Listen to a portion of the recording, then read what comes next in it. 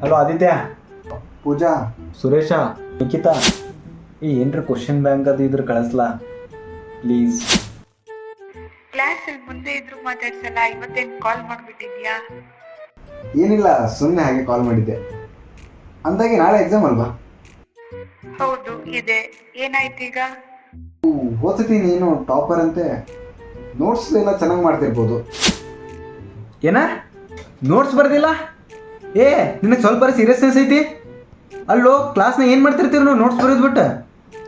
ನಾ ಬಿಡು, ನೀ ಏನ್ ಮಾಡ್ತಿರ್ತಿ? ನಾವು ಬಿಡು, ನೀ ಕ್ಲಾಸ್ ಟಾಪರ್, ನಿನ್ನ ಕರ್ತವ್ಯ ಅದು. ನೀ ಕ್ಲಾಸ್ ಒಳಗೆ ನೋಟ್ಸ್ ಬರೆದು ನಮಗೆ ಕೊಡ್ಬೇಕು, ಅವಾಗ ನಾವು ಓದ್ತೀವಿ. ಏನು ಮಾಡ್ತಿದ್ಯೋ?